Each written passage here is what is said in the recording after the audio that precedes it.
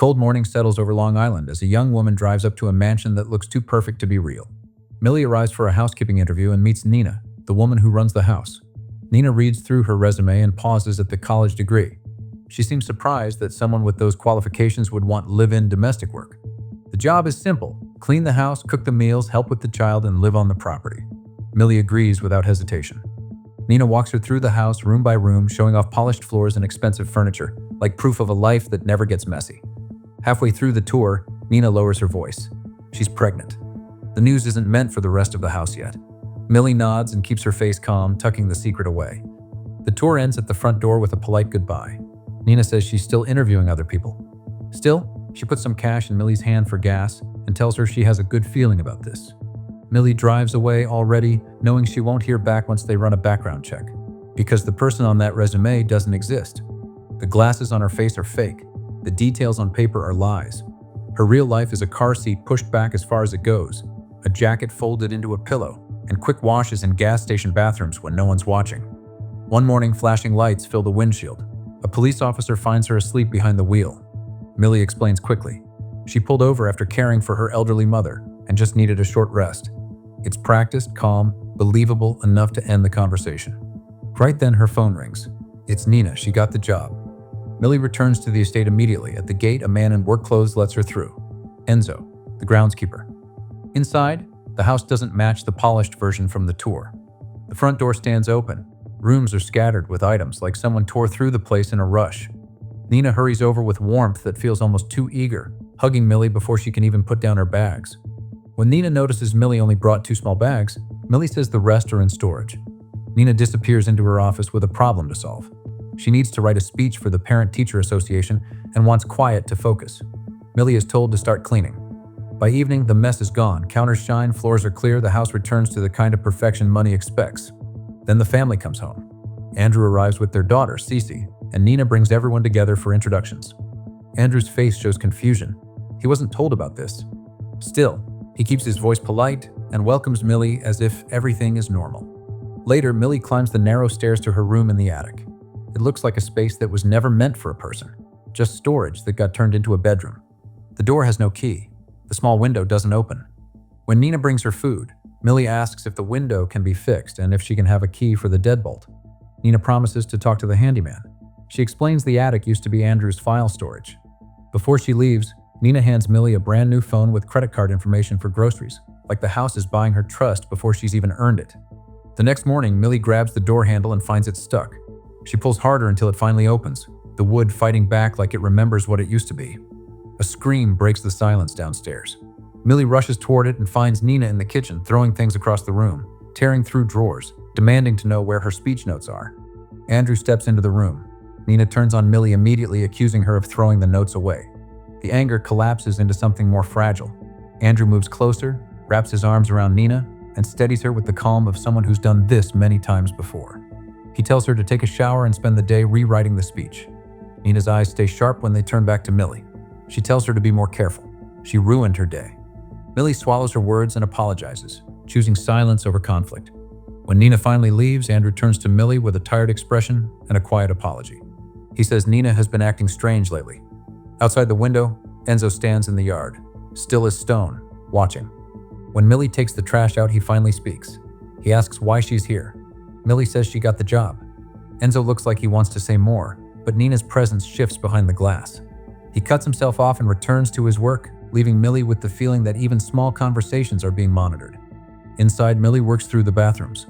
While scrubbing a toilet, she notices a strange pellet sitting in the water, clearly out of place, as if it should not be there. Before she can think it through, Nina appears in the doorway and starts talking like she cannot hold it in. She says she never fit in with the other school mothers. The pressure has been getting to her.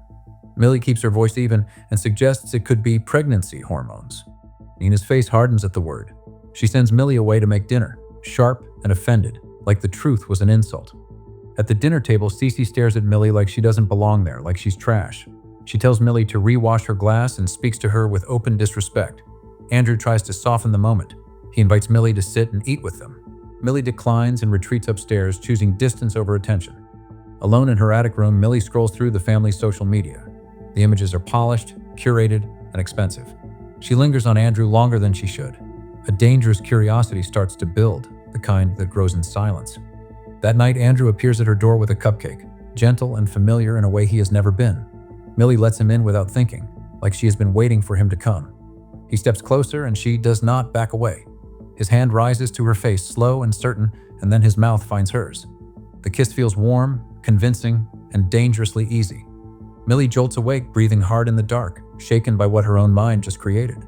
Saturday comes, and while Millie is working in the kitchen, Nina casually hands her a key to the attic room, as if trust can be granted and revoked like a privilege. Later, when Millie tries to leave for her day off, Nina blocks her, saying she needs her at home. The tension rises fast, voices sharpen. Then Andrew steps in and ends it, telling Millie to go.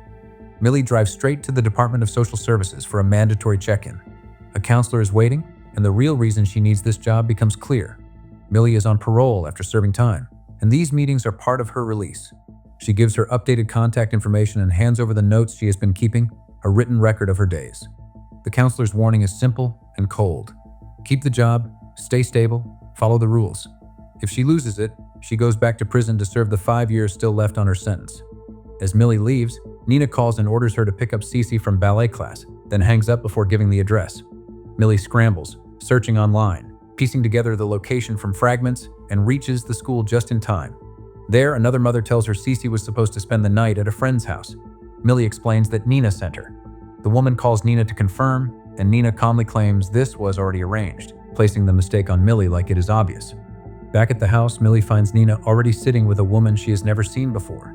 Nina calls Millie over and scolds her for what happened at the ballet school, saying Cece was supposed to sleep over at a friend's house today, that she did mention it, and that Millie caused the confusion. Only after blaming her does Nina introduce the woman beside her. Evelyn, Andrew's mother, dressed with quiet authority. Evelyn's eyes go straight to Millie's clothes and the criticism follows, calm and sharp. Later, when Andrew comes home, Evelyn presents him with a carefully packed set of fine china and explains they are family pieces, brought down through generations and too valuable to lose, meant to be kept safe with him. That night, Millie cannot sleep. She goes downstairs and turns on the television, keeping the volume low. Andrew appears, also awake. Millie apologizes for being there, but he tells her it is fine and sits beside her. Their conversation drifts toward family. Millie admits she has not heard from hers in a long time. Andrew offers sympathy, and his hand settles on her leg as if it belongs there, casual and testing. He speaks about Nina too. He says her parents died in a house fire when she was a child. No one ever proved how it started. For a time, the police suspected Nina had something to do with it. Nina enters the room before the moment can settle. She sends Andrew back to bed with a cold command, then turns on Millie. She accuses her of trying to get close to her husband and fires her on the spot. Millie begs, not for pride, but for survival. Nina relents, giving her one more week as a test. The rules come with it. Dress properly. Stay away from Andrew. The next day, Nina hosts tea with her friends, playing the role of perfect woman of the house. She tells them she will be seeing a fertility specialist in the city because she wants another child. When Nina steps away to take a call, Millie moves quietly through the room and overhears what the women say when they think they are alone. They judge Nina's appearance and say she has let herself go. They whisper that Andrew deserves better. They mention a prenup, saying Nina was poor before she married him. They add something darker, almost casual. Nina spent 9 months in a psychiatric ward. The moment Nina returns, the room snaps back into smiles. That night, Millie writes in her diary, Nina has lied about everything. Andrew is living inside a story that is being controlled around him, and Millie feels the weight of it more than she wants to admit. Millie keeps telling herself this is temporary. Save enough money, disappear quietly, start over somewhere no one knows her name. Nina breaks that plan without even trying. She bursts in and announces that Millie will be babysitting Cece on Saturday because she and Andrew have an important appointment. When Saturday comes and the house finally empties out, Millie goes into Nina's bathroom and searches until she finds the medication. She looks up the name online and freezes when she sees what it treats. The diagnosis on the screen makes her stomach tighten. Psychosis. She calls a friend, asking about job leads and a way out. Cece hears enough to understand and asks if Millie is leaving.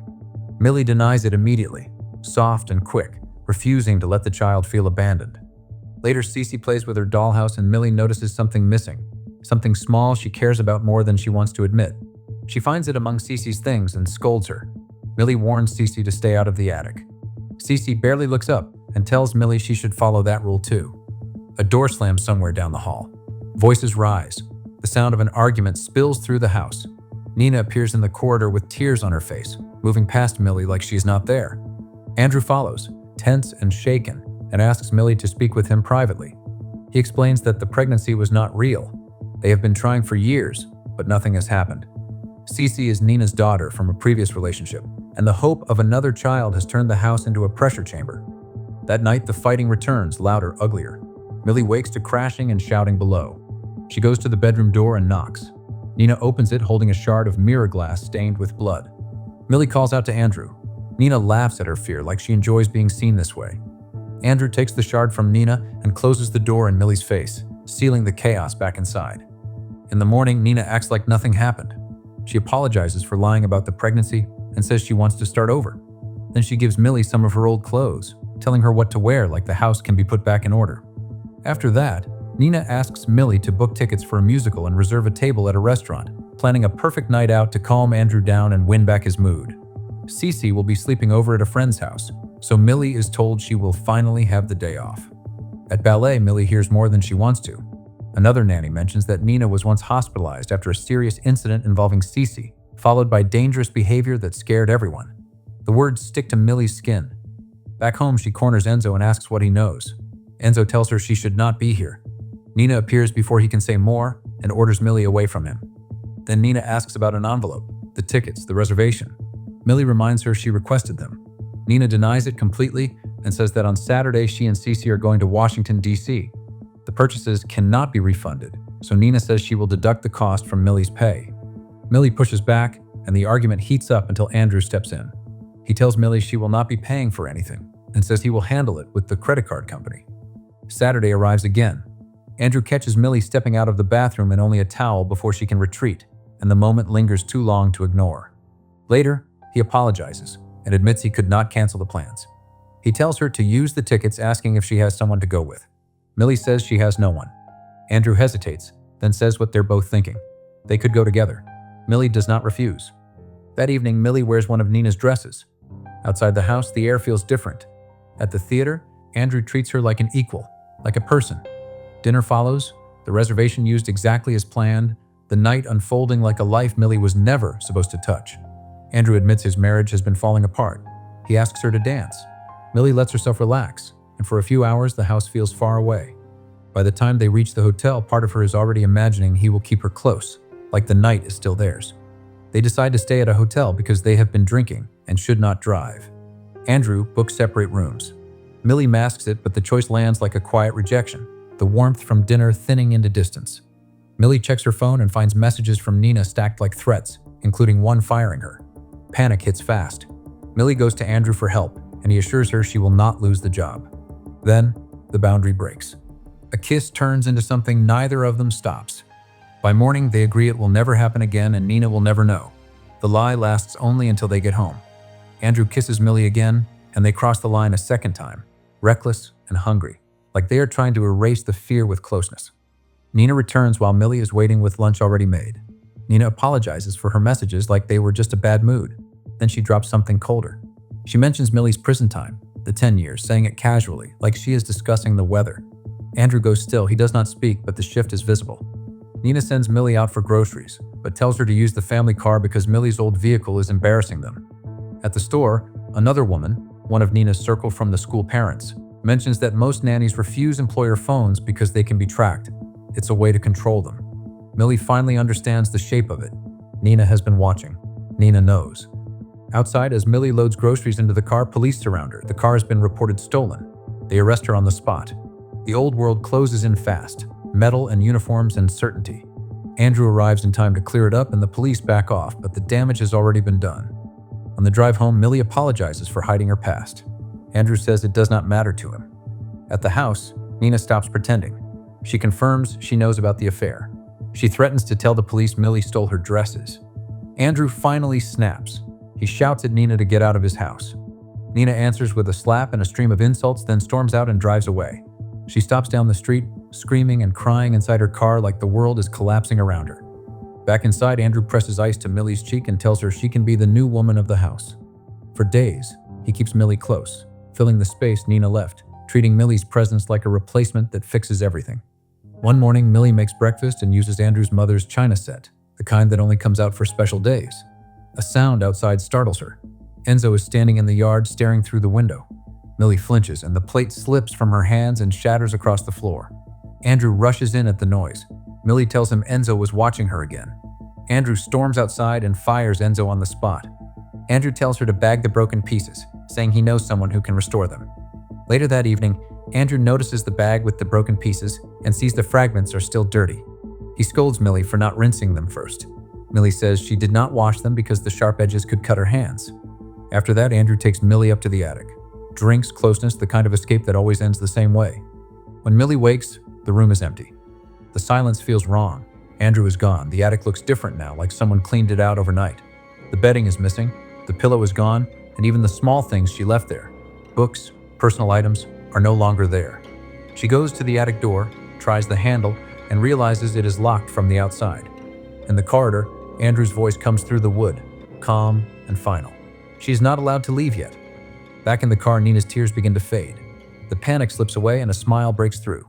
She drives to a hotel, orders drinks, and celebrates like someone who has finally escaped.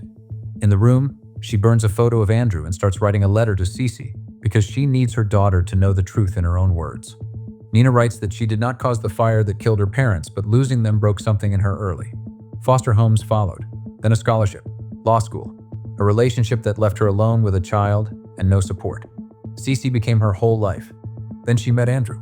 6 weeks later, they were married. They moved into a house Andrew had designed for someone else, a detail Nina ignored because she wanted stability more than warning signs. Andrew began shaping her into his idea of a wife, controlling the smallest things, including her appearance. If she slipped, he punished her in private. The attic became his favorite tool. He would send her up there for files that didn't exist, then lock the door and make her prove obedience in humiliating, painful ways. He kept her cut off, broke her down, and called it love. Nina writes that one day after she was trapped upstairs for too long, Andrew gave her water, and she drank it. Soon after, her body turned heavy and unreliable.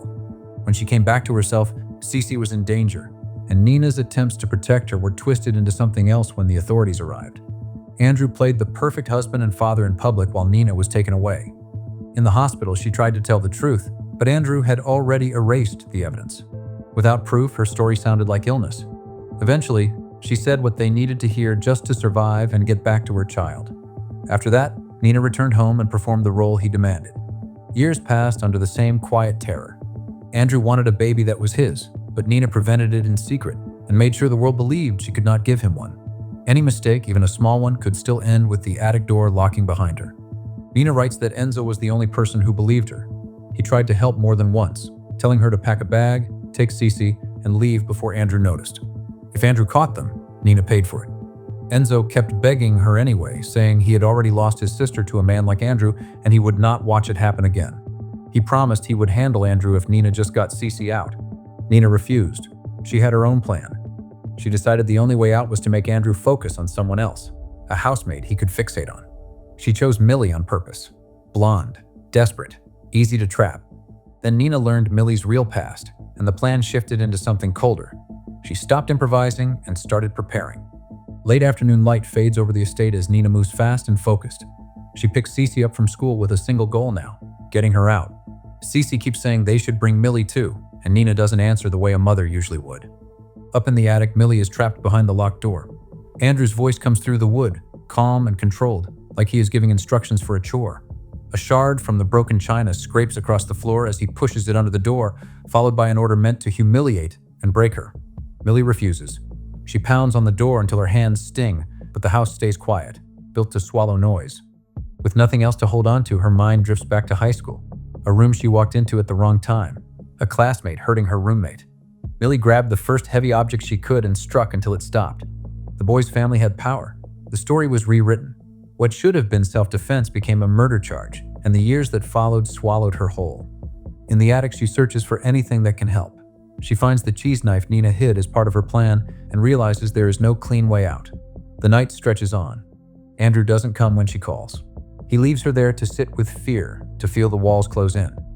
Morning arrives with Andrew's footsteps. His voice turns soft, almost tender, like he is offering a future instead of a cage. Millie waits until he is close enough. Then she moves, fast, precise. She stabs him with the knife and runs for the door. Andrew comes after her, grabbing, dragging, trying to pull her back into the attic. But Millie fights harder than he expects, breaks free, and gets out. She slams the attic door and locks him inside. Downstairs, she finally grabs food, hands still shaking. Andrew's phone is nearby. A message appears from Evelyn, asking if he is divorced yet. The words hit like proof that everything in this house has been arranged around her. Millie goes back upstairs and listens at the attic door while Andrew apologizes, turning blame into affection, promising money, promising change, promising anything. Millie doesn't bargain, she sets her own terms. When he refuses, she starts destroying the heirloom dishes. Then she does something colder. She splashes gasoline across the floor, letting it creep under the attic door and seep inside. She strikes a match just long enough to make him understand. That is when he breaks. He finally does what she demands and slides proof of it under the door. Millie watches the security feed on his phone, letting him feel what it is like to be trapped by someone else's rules. When it's done, she takes what he gives her and tells him she will come back in the morning. Exhaustion crashes over her. She falls asleep downstairs in front of the television, the house still humming with danger. Meanwhile, Nina returns to the house and sees the attic light. She runs upstairs. At the same time, Millie wakes and checks the security feed. Andrew is not where he should be. The absence makes her suspicious, so she heads upstairs toward the attic. Before she can piece it together, pounding erupts from behind the door. Nina reaches it and unlocks it, thinking she is saving Millie. Andrew bursts out and shoves her down the stairs. Millie runs, grabs the nearest heavy object, and hits Andrew hard enough to stun him. He turns on her instantly, furious and focused. He catches her from behind and squeezes until her breath starts to vanish. Millie bites down, breaks free, and swings again, landing blows until she can run. Andrew stalks through the house hunting for her, and Nina becomes the easier target. He softens his voice the moment he finds her, apologizing, asking her to start over, using the same manipulation that kept her quiet for years. Nina calls him a monster. Andrew's mask drops. He lunges. Millie appears behind him at the railing and uses every ounce of strength she has. She throws him over.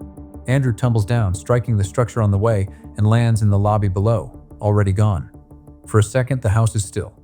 Nina acts quickly. She drops a light bulb near his body, an accident, a fall during a household task. Millie doesn't believe anyone will buy it. Nina tells her it doesn't matter.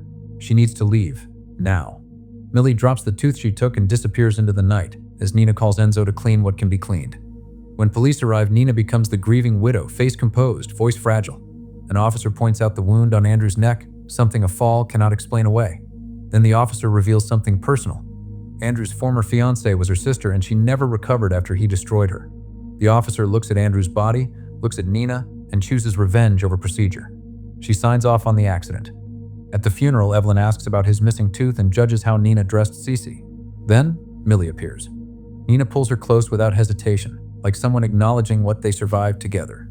She gives Millie a large check and a recommendation letter, the last piece Millie needs to start over clean. Sometime later, Millie sits in another polished home, across from another rich woman offering work. She hands over Nina's letter. The new employer speaks carefully, but the implication is clear enough. There is trouble in this house, too. Millie looks at her, steady and unflinching, and promises she can help.